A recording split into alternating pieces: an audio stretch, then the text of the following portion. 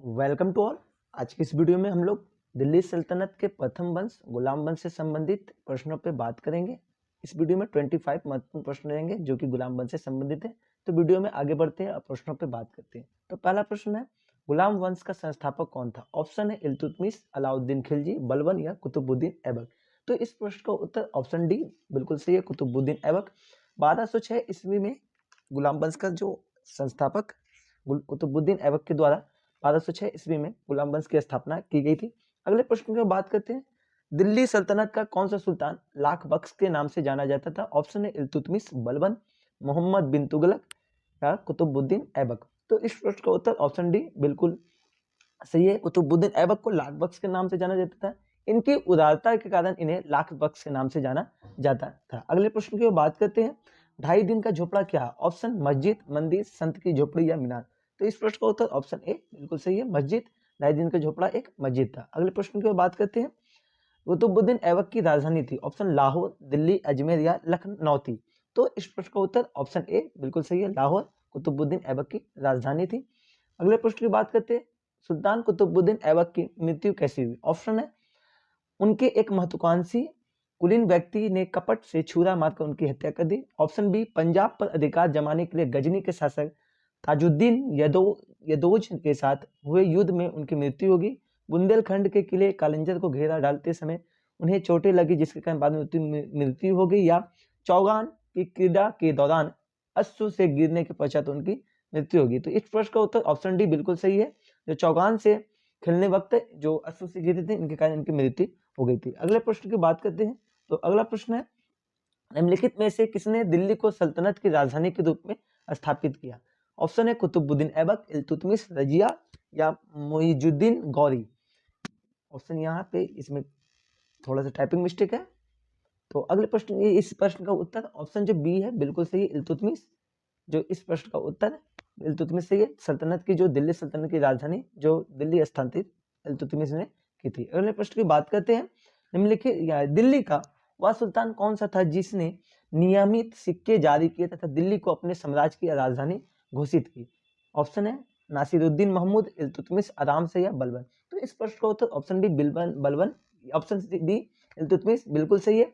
दिल्ली का ये एक सुल्तान थे इल्तुतमिश, जो कि सिक्के जारी किए थे और दिल्ली को अपने साम्राज्य की राजधानी आगे चल के बनाई थी।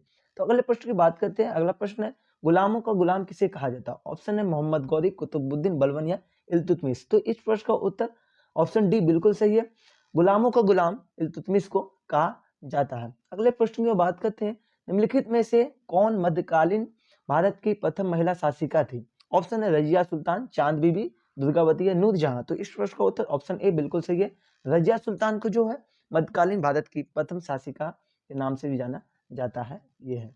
अगले प्रश्न की बात करते हैं, मंगोल आक्रमणकारी चंगेज खान भारत की उत्तर पश्चिम सीमा पर निम्न में से किसके काल में आया था? ऑप्शन है अलाउद्दीन खिलजी, इल्तुतमिश, बलबन या ऐबक।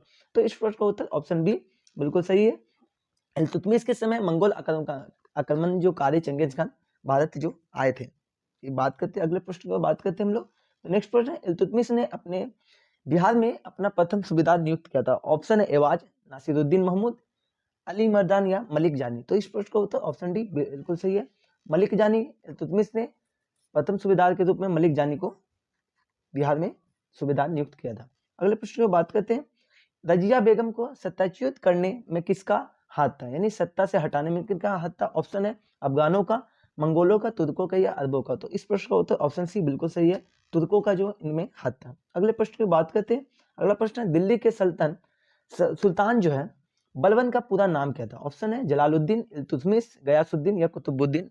तो इस प्रश्न का उत्तर ऑप्शन सी बिल्कुल सही है, दिल्ली के सुल्तान बलबन का पूरा नाम गयासुद्दीन बलबन था। अगले प्रश्न की बात करते हैं। अगला प्रश्न है, दिल्ली के किस सुल्तान के विषय में कहा गया कि उसने रक्त और लौह की नीति अपनाई? ऑप्शन है इल्तुतमिश, बलबन, जलालुद्दीन, फिरोज खिलजी या फिरोज शाह तुगलक। इस प्रश्न का उत्तर ऑप्शन डी बलबन सही है, बलबन ने रक्त और लौह की नीति अपनाई थी। अगले प्रश्न की हम लोग बात करते हैं। अगला प्रश्न है, निम्नलिखित में से कौन सा कथन बलबन के संबंध में सही नहीं? उसने नियामत खुदाई के सिद्धांत का प्रतिपादन किया, उसने इक्तादारी व्यवस्था का प्रारंभ किया, उसने तुर्कान ए चहलगानी का प्रभाव समाप्त किया, उसने बंगाल के विद्रोह का दमन किया।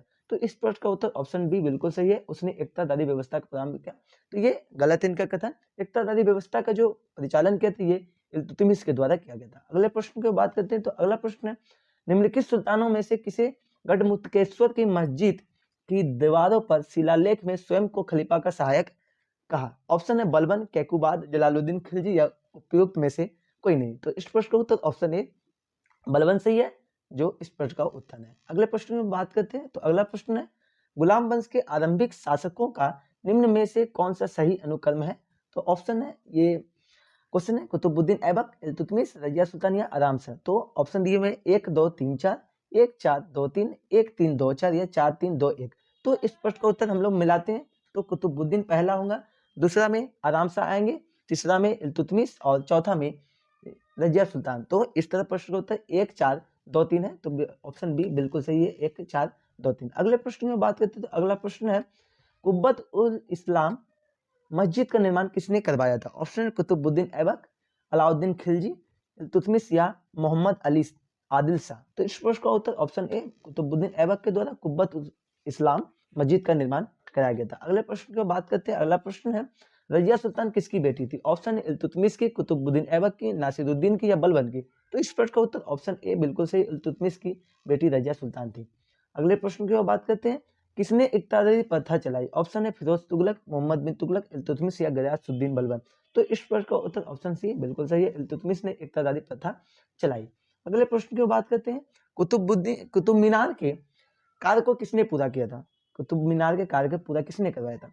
ऑप्शन है रजिया, कुतुबुद्दीन ऐबक, इल्तुतमिश या बलबन। तो इस प्रश्न का उत्तर ऑप्शन सी जो है इल्तुतमिश बिल्कुल सही, कुतुबुद्दीन ये कुतुब मीनार की जो कार्य को इल्तुतमिश के द्वारा पूरा करवाया गया था। अगले प्रश्न में बात करते हैं, नेक्स्ट प्रश्न है, निम्नलिखित में से कौन सा शासक दास या गुलाम वंश से संबंधित है? ऑप्शन इल्तुतमिश, हुमायूं, अकबर, शाहजहां। तो इस प्रश्न का उत्तर ऑप्शन ए इल्तुतमिश सही है, हुमायूं, अकबर, शाहजहां ये सब मुगल वंश से संबंधित है। अगले प्रश्न की बात करते हैं, तो अगला प्रश्न है, निम्नलिखित में से किस शासक ने उत्तर भारत में टंका नामक चांदी का सिक्का चलाया था? ऑप्शन है इल्तुतमिश, रजिया, अलाउद्दीन खिलजी या मोहम्मद तुगलक। तो इस प्रश्न का उत्तर ऑप्शन ए बिल्कुल सही है, तो टंका नामक चांदी का जो सिक्का इल्तुतमिश के द्वारा चलाया गया था। ऑप्शन नेक्स्ट क्वेश्चन है, निम्नलिखित में से किसने भारत के प्रसिद्ध त्योहार नौरोज को आरंभ कराया? ऑप्शन है बलबन, इल्तुतमिश, फिरोज तुगलक या अलाउद्दीन खिलजी। तो इस प्रश्न का उत्तर ऑप्शन ए बलबन बिल्कुल सही है, तो नौरोज त्योहार का आरंभ भारत में बलबन ने चालू करवाया। अगले प्रश्न और ये अंतिम प्रश्न है, अपनी शक्ति को समेकित करने के बाद बलबन ने भव्य उपाधि की धारण की थी। एक उपाधि की बात आता है, ऑप्शन है तृतीय हिंद, केसरे हिंद, जिले इलाही या दीने इलाही। तो इस प्रश्न का उत्तर ऑप्शन सी बिल्कुल सही है, तो बलबन ने जिले इलाही की उपाधि धारण की थी। ये गुलाम वंश से संबंधित 25 महत्वपूर्ण प्रश्न से जो कि ज्यादातर एग्जामों में पूछा जा चुका है। तो वीडियो अच्छा लगे आप लोग वीडियो को लाइक शेयर एंड कमेंट करें। तब तक के लिए शुक्रिया, मिलते हैं अगले वीडियो में।